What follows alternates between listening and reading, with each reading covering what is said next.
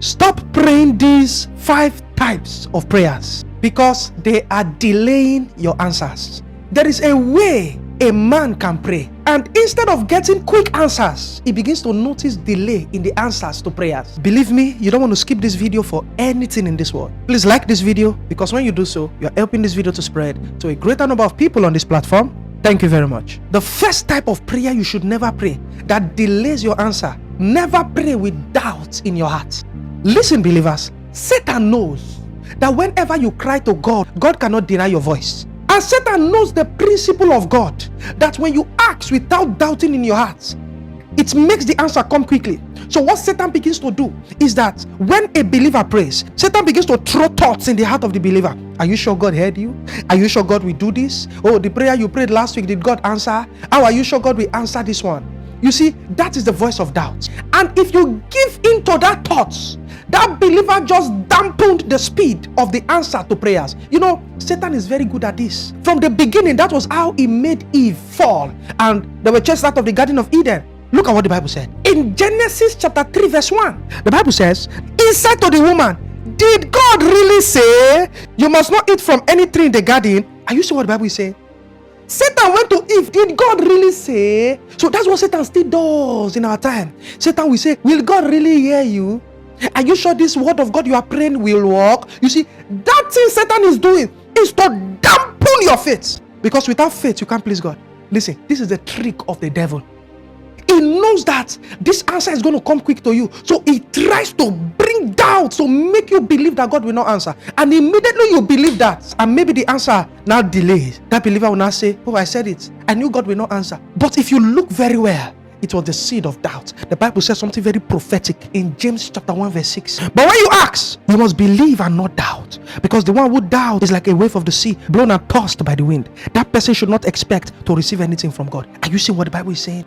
So whenever that doubt comes, with your mouth reject it. Say, I believe God will do it. Satan, I rebuke you. I know God will do it. Do you know how to treat doubt? When doubt comes, instead of worrying, begin to thank God for the answer. Oh, you will say, oh God, I thank you because you have answered me. Oh God, I thank you because you have heard me. Don't keep quiet. Don't reply thoughts with thoughts. Reply thoughts with words, because your words are louder than your thoughts. And watch how the answer is going to come in a very quick and an unusual way. Are we together now? Yes. The second type of prayer you should not pray that delays answer: reduce the way you pray general prayers or vague prayers. What do I mean? These are prayers that are not specific. For example, the believer prays, oh God, help me anyhow you want to help me. It looks like that believer is praying a humble prayer point, but that prayer is not really the perfect kind of prayer, because God wants you to be specific. You know, something shocked me in the Bible. There was a blind man called blind Bartimaeus. He ran to Jesus. Oh, Jesus, have mercy on me. Oh, Jesus, have mercy on me. When the man stood before Jesus, what Jesus said shocked me. If you read Mark 10 verse 51, look at, what do you want me to do for you? Jesus asked him. The blind man said, Rabbi, I want to see. This is shocking, right? Jesus sees a blind man, and the blind man shouting, oh, son of David, have mercy on me. Help me, help me. Now, the blind man comes to Jesus. I expected that immediately Jesus would put his hand on his eyes and open the eyes. Guess what? Jesus asked him, what do you want?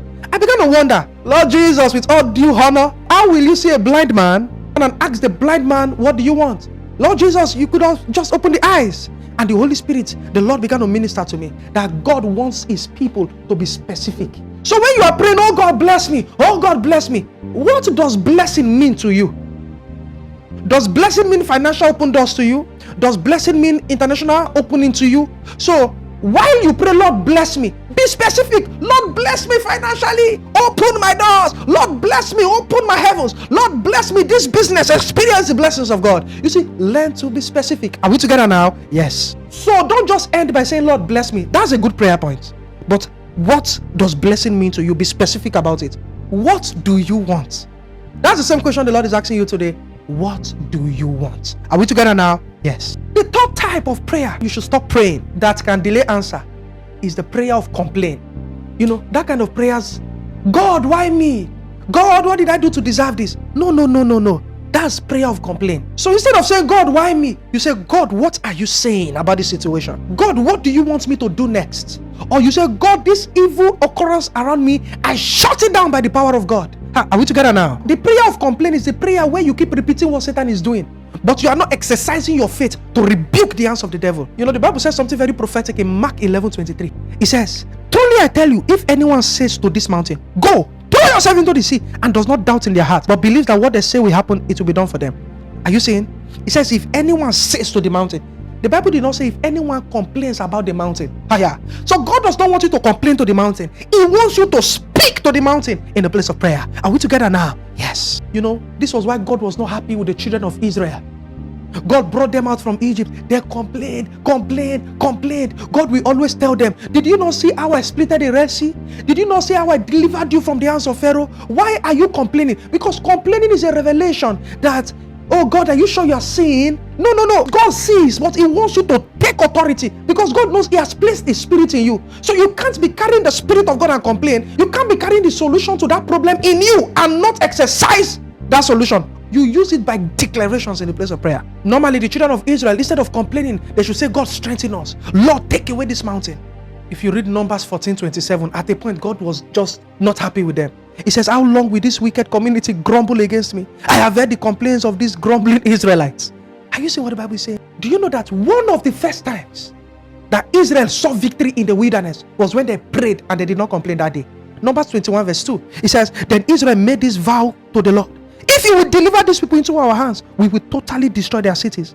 He said the Lord listened to Israel's plea and gave the Canaanites over to them. They completely destroyed them and their towns, so the place was named Omar. Are you seeing what the Bible is saying? This day they didn't complain. They said, God, give us the city. And you saw how God turned up for them. God wants you to ask, not to complain. Are we together now? Yes. So stop complaining about your problems to God. Instead, tell that complaint about the God you carry. The complaint will bow. Are we together now? Yes. The fourth type of prayer you should not pray that delays answers is the prayer of fear. Listen, believers, fear is a door.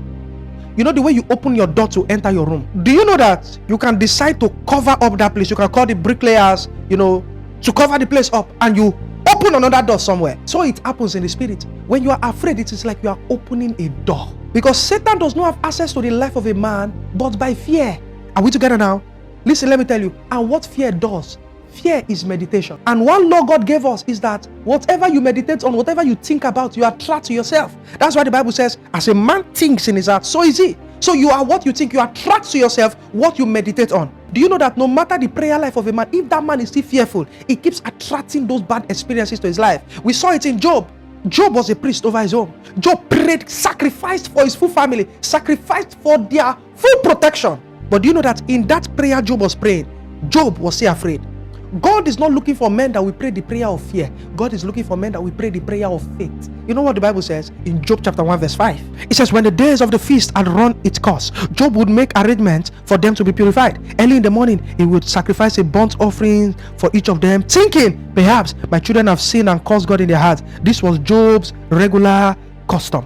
Are you seeing? Job had a custom.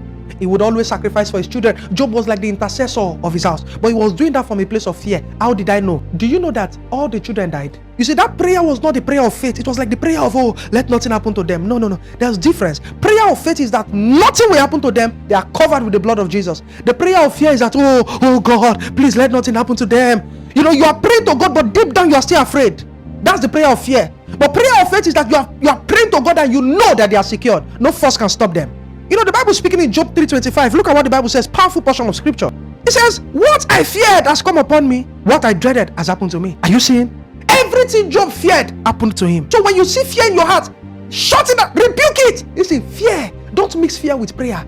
It doesn't go hand in hand. When fear comes, remind yourself of what is written. Listen, the way to cure fear is that you need to have an anchor scripture that is carrying you. Because that anchor scripture is like the voice of God to you. You know that because God said it, this thing will happen. Are we together now? Yes. Listen, believers, I made my research and I discovered that the word fear not or do not be afraid is written 365 times in the Bible. Do you know that 365 days in a year? It means God is telling you every day of the year, fear not. Do not be afraid. Are we together now? Yes. And the fifth type of prayer that you should not pray that delays answers is prayer with bitterness and offense. Listen, I've said it a lot, that offense is a fence. When you begin to see a season where people are offending you, it is not ordinary. It is Satan trying to limit how far your prayers can go. Let me tell you, offense can hinder the answers to prayers. It's very true, scriptural. See, so when you know you are close to somebody, Satan is bringing offenses, people are offending you, be spiritually intelligent. Just let some things go. This is Satan's weapon. Because he knows that praying with an heavy heart, it does not help you move in the spirit. Because if you want to travel far, you have to travel light. Offense, bitterness, unforgiveness, those are weights that the enemy places upon people. In Mark 11:25, the Bible says, and when you stand praying, if you hold anything against anyone, forgive them, so that your Father in heaven may forgive you of your sins. Are you seeing what the Bible is saying? In Mark chapter 6 verse 3, something powerful. The Bible says, and they took offense at him. He could not do any miracles there except lay his hands on few sick people and heal them. Are you seeing? They were offended at Jesus. Now because of that offense, God could not reach them. Somebody gets what I'm saying? So you are in a home, every time offense, maybe between siblings or between couples. Listen, prayerfully cancel and cast that spirit away. Because that's the power that don't want prayers to be answered. Are we together now? You see that prayer that you pray in the name of Jesus, you spirit of offense in this household, out and be gone. So you are just saying words, but you don't know that you are driving those spirits away. Are we together now? You are in a home, every time offense, offense here, offense there, anger here, anger there. Listen, your spouse is not at fault. Your children are not at fault. It is the devil. So address that spirit and cast it away. Are we together now? Yes. Please tell us in the comment section what really stood out for you in this video. I would really love to read your beautiful and your precious comments. Please do not forget to kindly click the like button. Please also hit the subscribe button. And please do not forget to kindly hit the notification bell so that you're always going to get notified whenever we post new videos on this platform. Thank you very much and God bless you. And if you have been blessed by this video but you're not born again, you have not received Jesus into your life as your Lord and Savior, you see that's the only thing that will matter after all has been said and done on this earth. And Jesus made it very easy for us. The only way is to believe in him with our heart and confess him with our mouth. So if you want to make this life-changing decision, please say this prayer with me. Lord Jesus, I come to you today, recognizing that I'm a sinner in need of your grace. I believe that you died for my sins and rose again, so that I can be forgiven and have eternal life. Today, I surrender my life to you. I ask you to come into my heart, cleanse me from all sin, and make me a new creation. I accept you as my Lord and Savior, and I choose to follow you for the rest of my life. If you just said these prayers, congratulations to you. You're no longer a sinner. Your sins are forgiven. And your name has been written in the book of life. Please write me an email, and I'm going to be telling you what next to do now that you're born again. Please do not forget to kindly click the like button. Please leave a comment in this video, and please share this video. God bless you.